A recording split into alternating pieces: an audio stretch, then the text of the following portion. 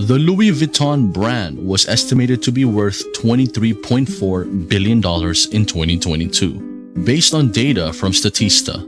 To compare, in 2021, the brand was valued at $14.9 billion.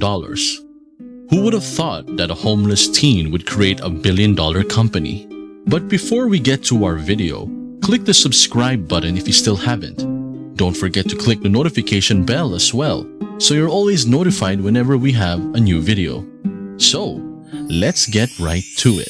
Louis Vuitton grew up in Franche-Comté in the 19th century. His parents were farmers and hat makers. France was still recuperating from the Napoleonic Wars at the time, and the Vuittons, like many others, were in financial trouble. Louis was compelled to work on the farm from a young age. He reared the animals, gathered firewood, and sowed and harvested crops from dusk until daylight. Louis's life went from bad to worse when he turned 10 years old because of his mother's death. His father remarried after, and Louis had a hard time getting along with his new stepmother.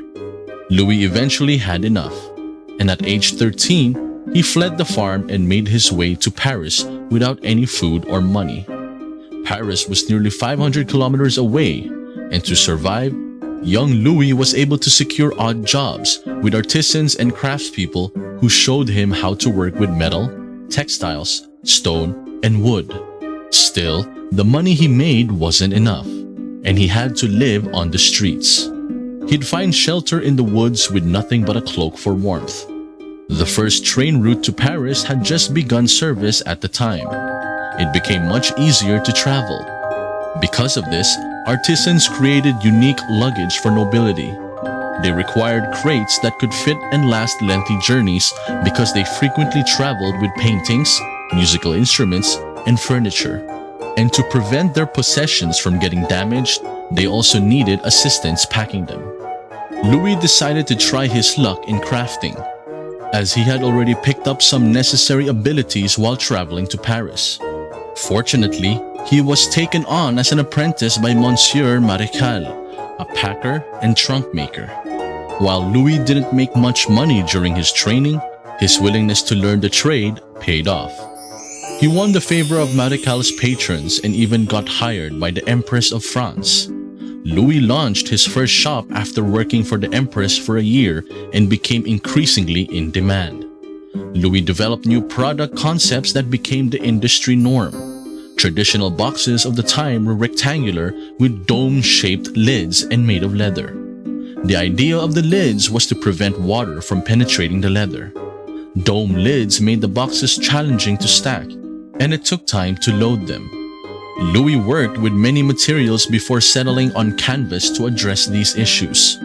Canvas was more water-resistant, sturdier, and lighter than leather.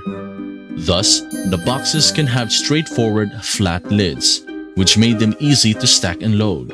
The gray tinge left by the waterproofing agents also added a cleaner, more contemporary appearance. Louis made a slat trunk out of canvas cloth, and it became the first contemporary luggage. Despite initial consumer doubts, it quickly gained popularity and established itself as a chic accessory. Later, Louis tried out another venture: handbags. At the time, people did not use purses because they were bulky and even dangerous, as they could cause injuries. Nevertheless, Louis began producing canvas handbags because he thought they had potential. The risk paid off, and they quickly became popular, creating a need for multiple styles so ladies could match them with various outfits. Due to the high demand, Louis couldn't cope, so he turned to his son Georges for assistance. Georges also developed fresh concepts that altered the industrial norm. He used a tumbler lock to deter theft and transformed trunks into treasure chests because most boxes featured simple-to-pick locks, and a tumbler lock solved that problem. His idea made the family's goods even more popular. But soon after, the flow of work stopped because of the Franco-Prussian War. Louis was homeless once more. To get to the city, the Vuittons needed to leave Agnières. They shared a small shelter with thousands of other refugees. and they came dangerously close to starving since food was so limited. Louis returned to his shop after the war, but found it had been damaged and looted.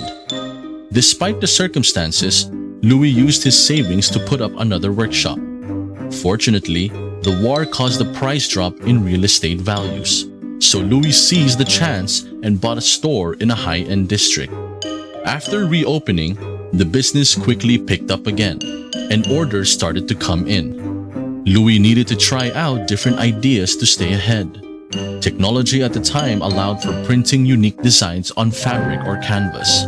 So, Louis made a range of trunks decorated in stripes, and the new designs were instantly popular. Aside from the difficulty in replicating the products, people enjoyed the uniqueness of the designs. After that, Louis decided to open a store in London because of increased orders. His clientele list was so diverse that it included royalty and adventurers. The business was booming, and Louis eventually needed an ordering catalog to make the transactions faster and easier. Unfortunately, at age 72, Louis passed away, leaving Georges to carry out his father's ambitions. Georges didn't lie idle and went to Chicago World Fair.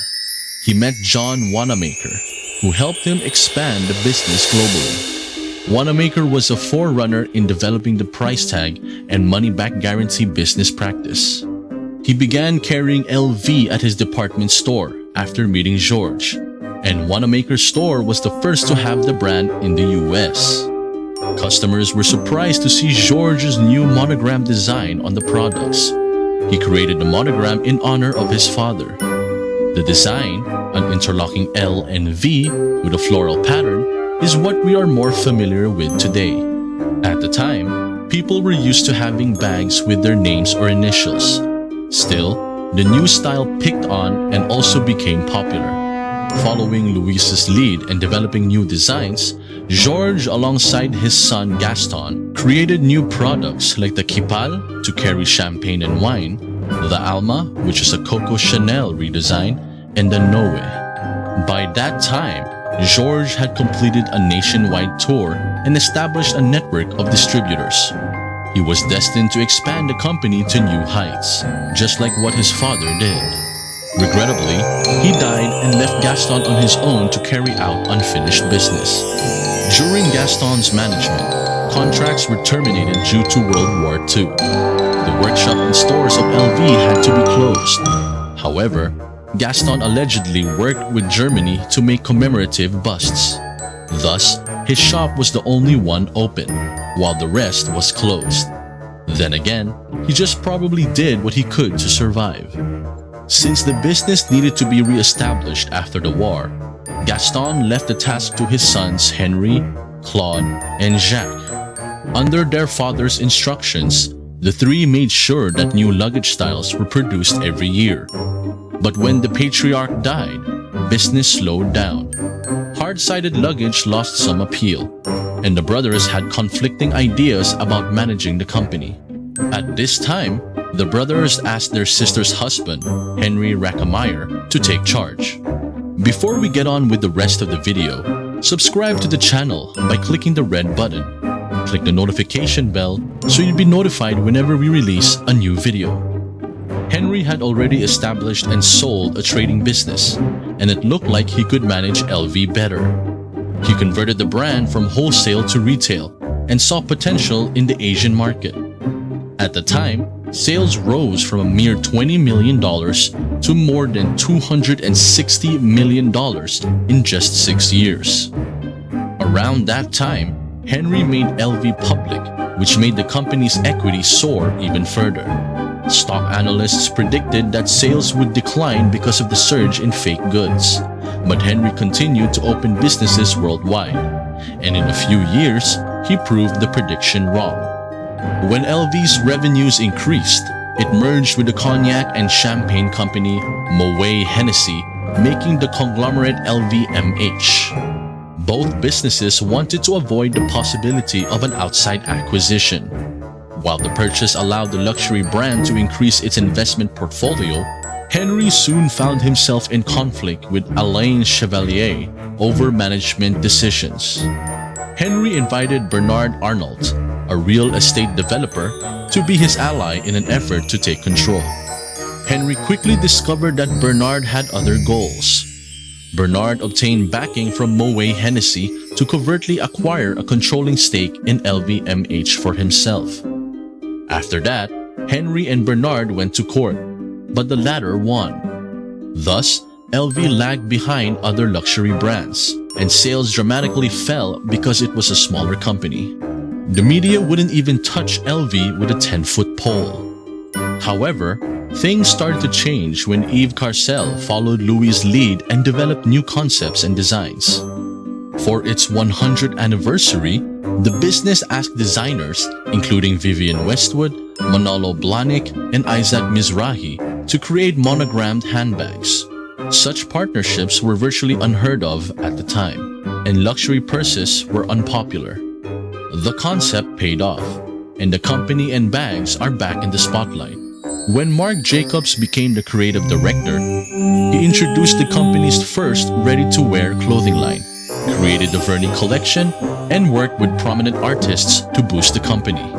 Since then, LV has continued introducing popular bags while branching out into accessories. Louis Vuitton works hard to provide high-quality products and has invested in training artisans for 2 years. If you loved our video, don't miss out on our other one about how Gucci started. See you in our next video, and always remember, Invictus Luxury, for people who want more.